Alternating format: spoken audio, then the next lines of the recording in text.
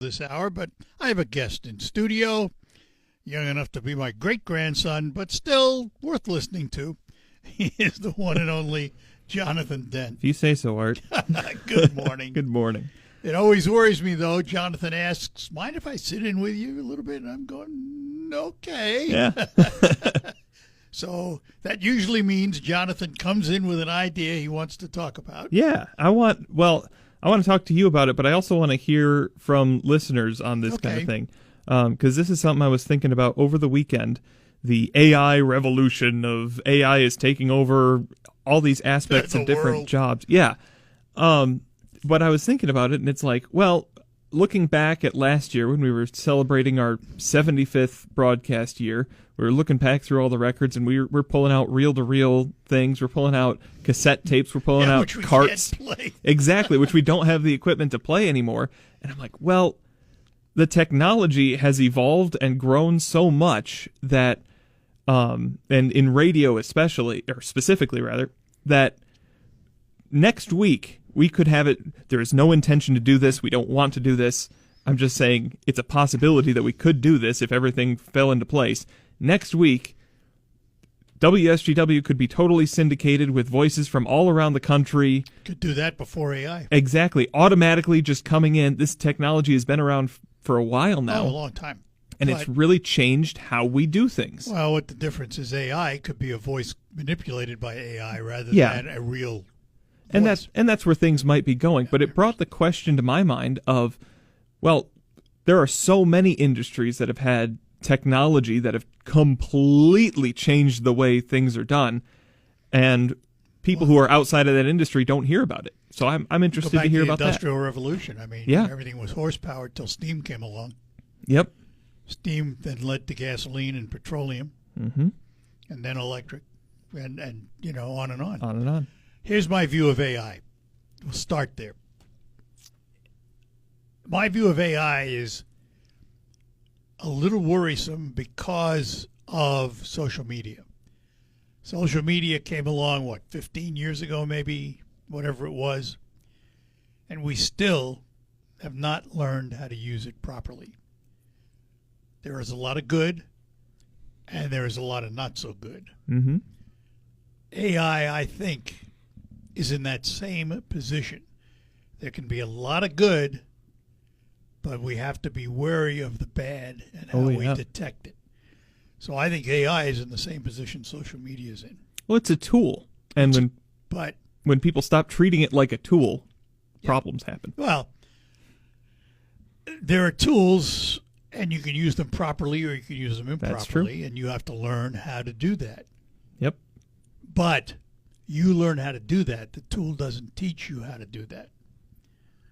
AI is a different kind of tool because it teaches you what to do.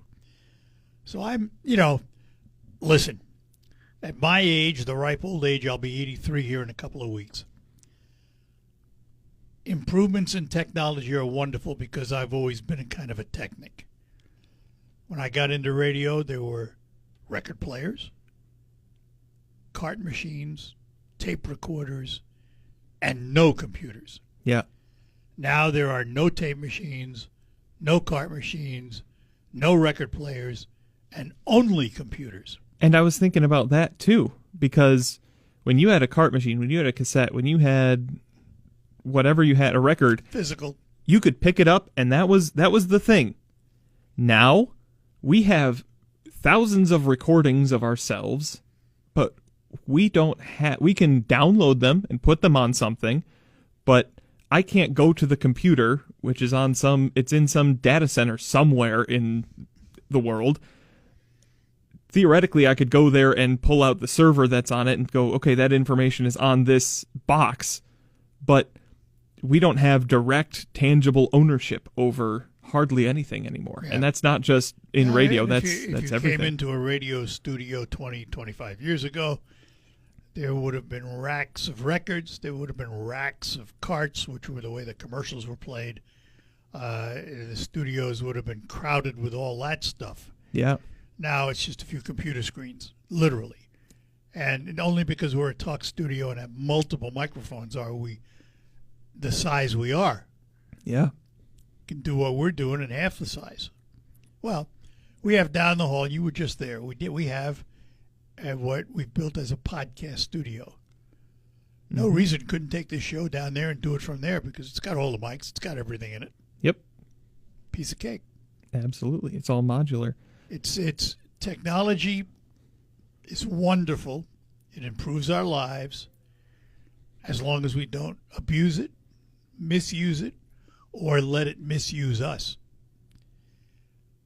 Old technology didn't know how to misuse us.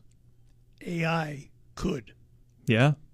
Yeah. It's kind of based on nothingness. I don't know. My question, we can talk about whatever anybody who calls in wants to talk about, but my question, I want to hear about technology in the past, in the present, in the future that's changing different industries, because I think that is fascinating. That's an interesting question, and I think we can start with manufacturing, robotics. Yeah. If you look at films of the average auto plant, even if you look at the exotics of the world, Ferrari and Rolls-Royce and companies like that, they have robotics now that they never had before, even though their cars are still hand-built. But the robots do the things like attaching the frames together and things of that nature. But, and it's cost jobs, sure. Are we more productive because of technology? Probably, as a corporate entity. Not so much as an individual, but as a corporate entity. And, there are pluses in technology. When technology totally displaces the human, that's, in my view, not good. You have to have that human interaction to know when right is right and wrong is wrong. Well, we were talking about it on the morning team, how there's these robotic traffic cops in Japan or China. And yep.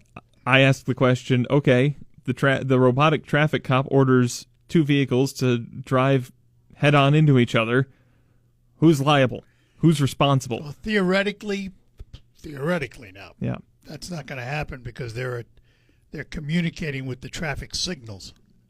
So they don't create the stop out of their own want. Yeah. The traffic lights dictate what they do. But, sure, liability. Who's responsible? Well, you can't sue the robot. Nope. So you sue the owner. Of course, in China, that might be a tough chore. Yeah, yes. But, otherwise you get used to it. I mean, it's like, in a lot of places in the world, they have traffic cameras that send you tickets if you speed. Yeah. Speed cameras, How do they prove you were driving? But their theory is, well, if you let somebody drive and they misuse your car. It's your car, yeah. So, I don't know. It's one of those what ifs. We're going to take a break, come back. We got a call waiting for us, and we will talk to Corey when we return. People don't like.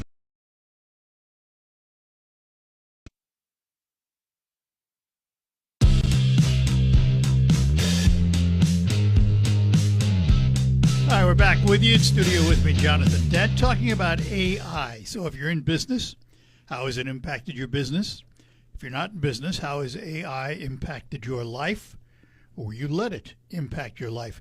And before we get more into that conversation, I do have some good news to spread. Oh, good news. Good news. This comes from the Saginaw Choral Society. What they're doing itself, I mean, it's not earth-shaking. They're going to do a show called Jukebox One Hit Wonders the weekend of Friday, February 13th and February 14th. It's called Jukebox One Hit Wonders, the musical Misfits. It's a singing tribute to the unforgettable hits of the 60s and 70s that lit up the charts and then disappeared. That in itself is not the news. Okay. The news is where it's going to be held. Court Theater reopens with this production. Oh, that's awesome. Jonathan Dice is going to be opening it. Jordan Dice. Jordan Dice, yeah. Jonathan, I'm sitting looking at him. So it is going to be the inaugural event at the reopening of the Court Theater. That's cool. $30 general admission, $40 balcony with larger seats, it says. Should be a lot of fun. February 13th to 14th, Choral Society. Just wanted to make that note because it's the reopening of that Court Theater, which is such a gem. Yeah, fun thing to do on Valentine's Day weekend. Isn't it ever? Yeah. You bet. All right, back to AI. So, how has AI impacted your life, Jonathan? I try and... Well, we were talking before we went on the air, how it's being baked into every service that we already used, whether it's Google searches or texting or email or whatever. It's being forced upon us. Yeah, because if you have an Android phone, if you look in your messages, you're going to find a new little tiny icon with a star, and that's Gemini, AI. Yeah. You can't get rid of it. I didn't ask for it. There it was. You don't have to use it, but it's there. It's always going to be there. They put it there. Yep. Without asking. Yep. And every time you Google search now, there's that AI summary up at the top. And Yep. Yeah. I don't know. I try not to let it impact too much, except in kind of creative endeavors, just I kind of separately. Like, if you go online, you search up news stories. Yeah. And the story comes up. I'll give you an example. This was a story online. Trump pivots to affordability in 2026. Can he stay on message? Before you get to the story, there's a list of what the story contains pulled out from AI. And it's what policies are under Trump's 226 affordability agenda, what political challenges does he face, what is Trump's proposed defense budget for 2027, and, so forth, so on. The danger in that is... Stop reading there and you haven't got the story. Uh-huh. Yeah, obviously. And I've fallen into that before, but...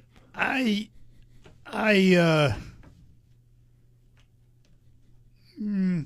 guess maybe I wouldn't say I've fallen into that because I understand it. I seek when I sit down to pull material for the show. First thing I look at is the headlines. Does it grab me? If the headline grabs me, then I look at the story. If the story doesn't tell me what I need to know about the subject, I don't go there.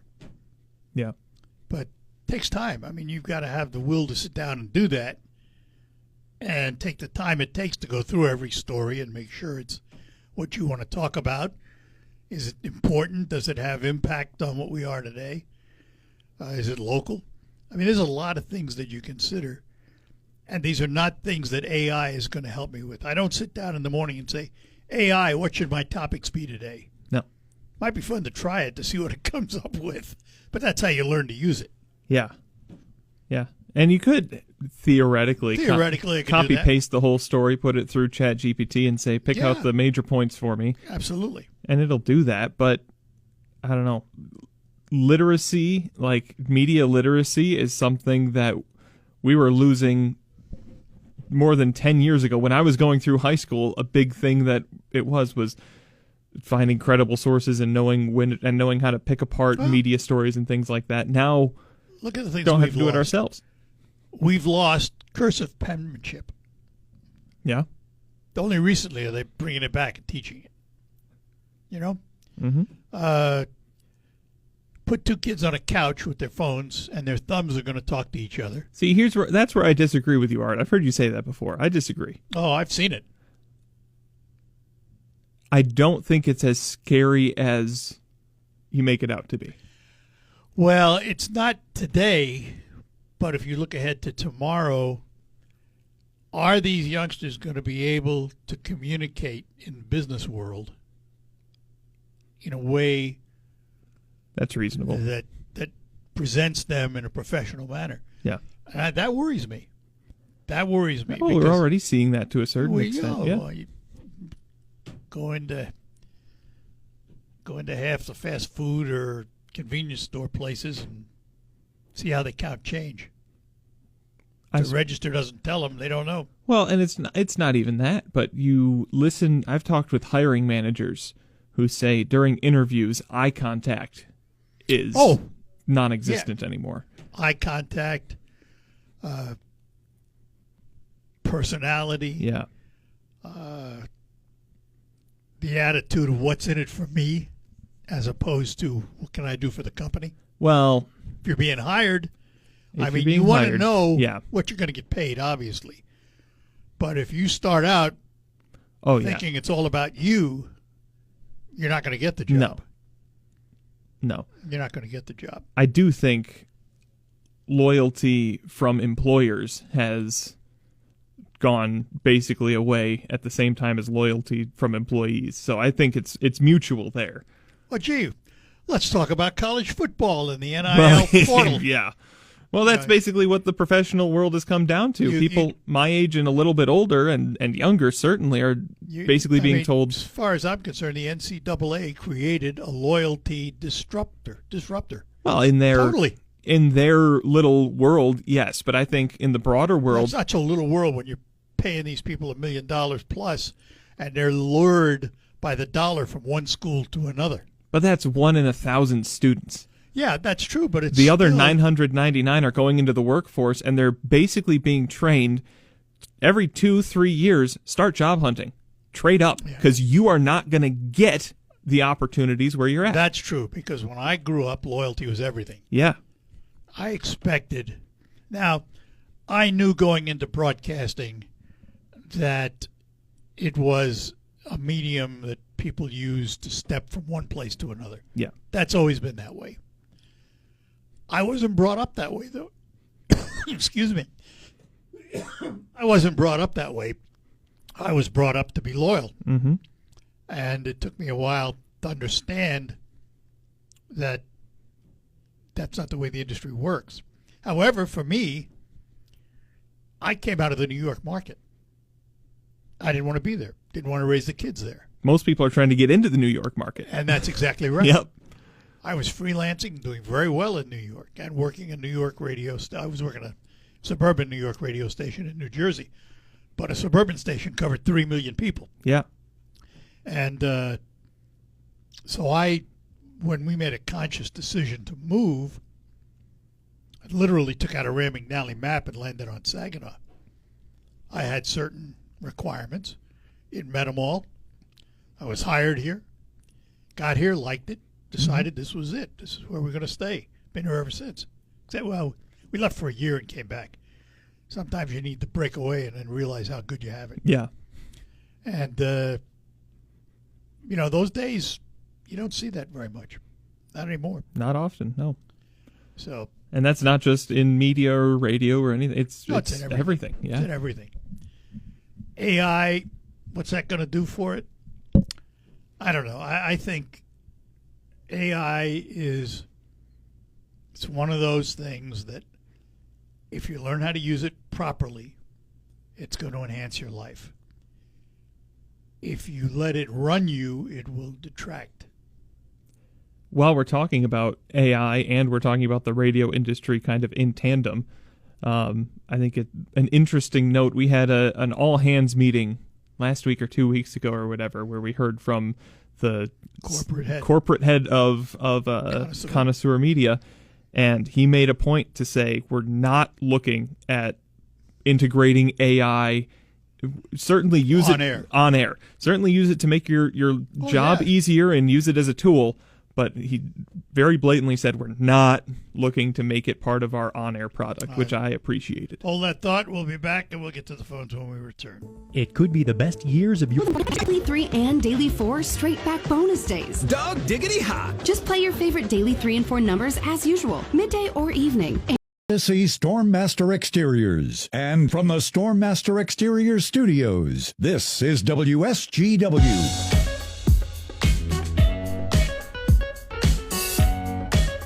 All right, we're back with you. Art Lewis and Jonathan Dent talking about AI. And our next guest on the phone this morning is Raul. Now, I want to know, is this the real Raul or is this an AI voice? It's clearly an AI voice, clearly. How are you, counselor? Hey, I'm doing fine. I'm doing fine. I usually take my break a little around 10 o'clock, and so I went in and I was listening to you talk about the kids using the thumb toys and communicating and so on. Yeah. So I hope I'm not out of line by bringing this up, but I think it's you're absolutely right. Now I coach pole vault over at Heritage on the track team. Mm-hmm. And one of the things I do, we don't have our kids bring in any of the cell phones or anything. And I've got to, when I talk to them, when they talk back to me, I say, I've got to remind them, look me in the eye. Hey, quit looking around. Quit looking down. Look at me. Look at me. Let's talk. Let's have a conversation. And you know what? It's not easy because they're used to these thumb toys. It's good that they're gone. And the second thing that I learned is when I go into court, I like to go into court. I don't like to do these Zoom hearings that they have now. Amen. I tell you what, I want to look at the judge eyeball to eyeball. I want to look at the opposing attorney eyeball to eyeball. And I was in a deposition. And taking a deposition, I've got a younger attorney there, and I'd ask him a question. I said, well, hey, wait a minute, where are you going with this? And I get this deer in the headlights look back at me, coming at me, and without a response. And the same thing happened in court when usually we might be arguing a point, and I might look over at the other attorney who I know or something. I say, hey, John, look, what do you mean by that? Or where are we going with this? Or what's your? Or can we stipulate to this point or not? And we'll have a little chat back and forth. And well, I did the same thing with the same attorney, and I said, well, wait a minute. Are you saying this? Let's just cut through all this. And what is it you mean? No response. No response. And then. And finally, it was a response. Direct your question to the judge. Well, okay, take all these, and I'm very confused at this point. Yeah. And somebody told me, Raul, what you're getting there, don't you understand? You're getting the Gen Z look. Mm-hmm. And I said, the what? Let me ask you a question, Raul. The Gen Z look. Yeah. It's a deer in the headlights look. What happens if you were going to a court on a case and it was a jury case, mm-hmm. and you went before the jury with your closing remarks, but you never, ever looked at them? You just rattled on your opinion, and then you closed it, and you never looked at them. Do you think you'd win that case, no matter what the facts were? It wouldn't matter. Why is the person looking away? You're absolutely right, Art. You have to have some genuineness. You have to have some ethos. You've got to have some trust in the jury. How do you do that when you talk to people like you and I talk? It's like disrespecting them. It's like disrespecting them. They don't believe you. I said, why? Yeah. Why are you dissing me? Yeah, One other question. How will or has AI impacted the legal profession? Well, it's funny. I'm what I like to use. I got one right in front of me. I'm using an argument of gaslighting. And so in order to begin it, and I've done this just recently with Fifth Amendment privilege, those kinds of, I'll go to Grok or something else, and I'll ask a question.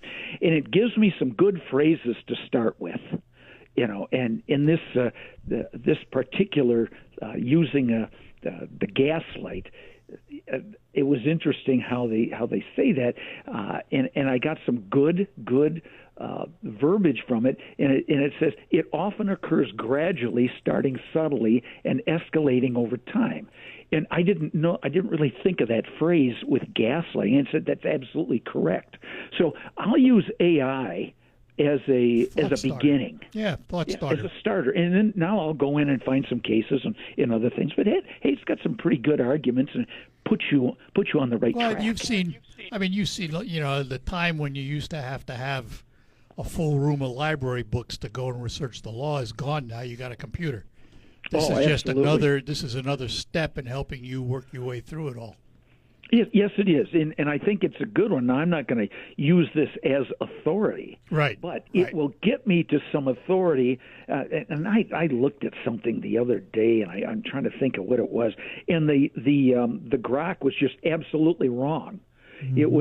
It was dealing with the Fifth Amendment privilege of self-incrimination in a civil case, and what they had said was just incorrect. According to the laws in Michigan and so on. So that's why it can't replace a human. No, absolutely not. It can't. It was 100%, 180 degrees wrong. Yeah. But hey, it gets us in the ballpark. We find the right stuff. That's good. Raul, listen, I appreciate it, man. Hey, hope good everything's chatting. doing well. Yeah, things are good, but I got to get back to that Gen Z stare, man. Okay, well, we'll give it to you. Yeah. A stare for radio. All right, Raul, take care. Thanks, Art. We'll see you. Bet, my friend. You know, Art, that wasn't authentic. Me being Gen Z, I think I can give an authentic one. That's why I just wasn't talking that entire time. You I were was trying to staring at him. convey that. I got it. Yeah. For 60 years, West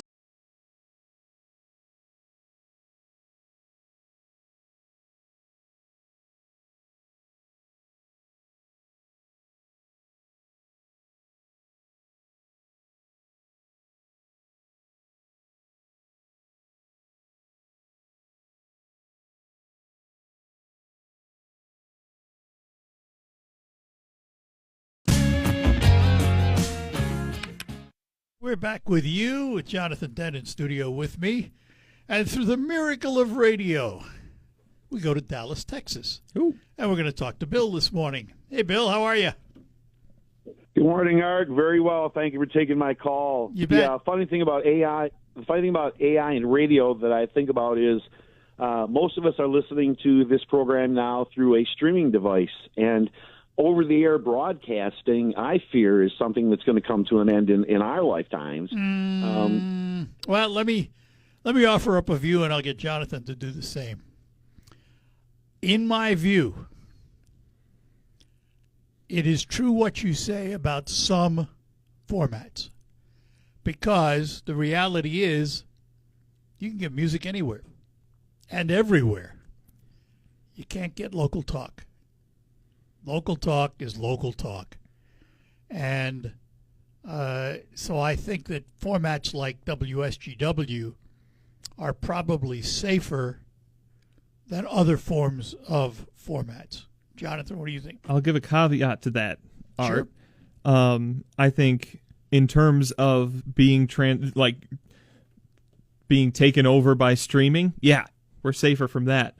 But to keep something like a format like WSGW running takes a lot more effort than it does to take other things. So, And more money. Formats like WSGW, it's a dying breed.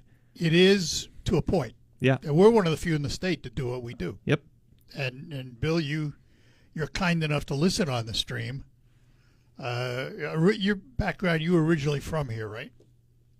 Absolutely. In fact, I did a stint at WSGW for a very short time back in 1975 is when I first met you. And right. I remember walking in the back door of the studio, and to the right there was a whole bank of these big reel-to-reels. WIOG 106 was playing beautiful music automatically. Yep. Yeah. Yep. You know, and when you spun back, we were spinning discs then, and the 45s on the playlist had the blue dots and the red dots, and the program director's job must have changed dramatically, you know, from what it was back then. But the reason I say that is when I listen to radio, the Westwood One radio network now says you're listening to the Westwood One audio network. Mm. They don't say radio network any longer. Yeah, you well, know? it's because Well, you know, broadcasting is going that way to a degree, and let me give you an example. We are now Connoisseur Media, new company that owns us. Great company. We're glad they were the ones that bought us. But if you were to look at the books of this complex here, 30% of our business is digital. Our sellers are not called radio sellers. They're called integrated market specialists because they integrate digital and audio. Have to. It's a new way. It's the way of the world. It is. And a way that AI is impacting things. Again, I'm a transplant person, and I have to go to the doctor regularly. And when I go down to Baylor Scott and White University Hospital now, and you check in at a kiosk, a face comes up. It's not real. And you talk to it. You sit in the waiting room. You get a message on your phone to tell. Yep, it tells you what room to go to. So you get up out of the waiting room. You go to the room, and then this